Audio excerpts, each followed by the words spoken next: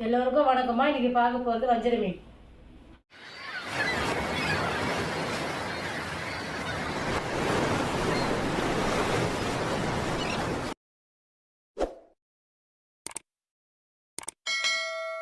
இப்போ வஞ்சர மீன் சுத்தம் பண்ணலாமா? இப்போ பெரிய மீன் இப்போ ரெண்டாக கட் பண்ணிக்கலாமா?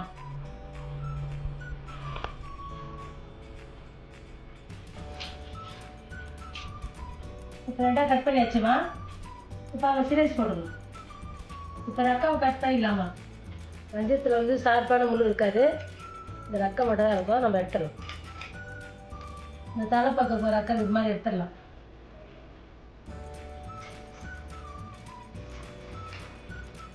எடுத்தாச்சுமா. இப்போ நம்ம சிலேஸ் போடணும். மஞ்சள் மீன் வந்து முள் இல்லாத மீன் அது, எல்லோரும் விரும்பி வாங்குவாங்க. இது சிலேஸ் போட்டுருவோம்.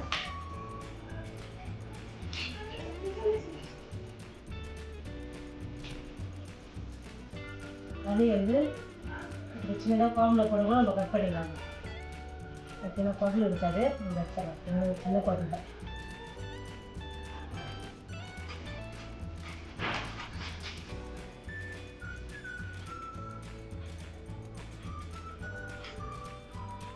பூ நல்லா எடுத்துட்டோமா.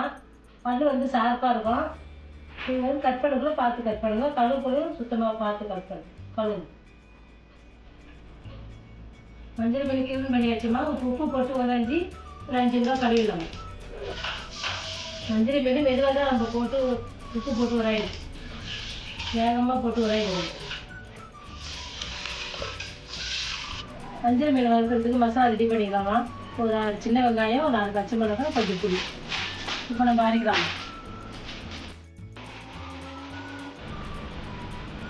மஞ்சள் மீன் வறுவலுக்கு மசாலா ரெடி பண்ணிக்கலாமா. 2 ஸ்பூனு மிளகாத்தூள், மஞ்சள் 1/2 ஸ்பூன் போடுங்க, காஞ்ச மிளகாத்தூள் 1/2 ஸ்பூனு, இஞ்சி பூண்டு பேஸ்ட்டு 1 ஸ்பூன்மா. அரைச்சி வச்சுக்கிற மசாலாவை போட்டுடலாமா. தேவையான எண்ணெய் கொஞ்சம் ஊற்றிக்கலாமா மசாலா பரட்டுக்கு.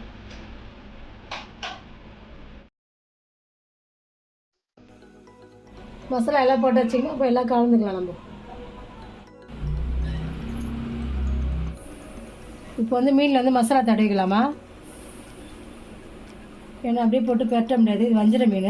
நம்ம இப்படி மசாலா தடவிட்டு 2 பக்கமும் நல்லா தடவிக்கலாம்.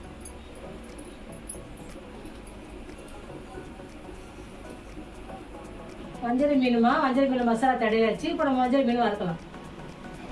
வஞ்சர மீன் வறுக்கிறதுக்கு நம்ம தோசைக்கல் எடுத்து வச்சுக்கலாம்.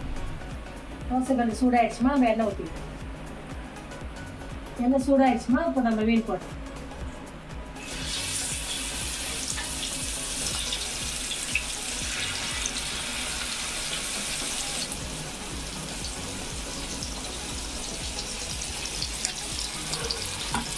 மீன் இப்போ நம்ம திரும்பி போடலாம்.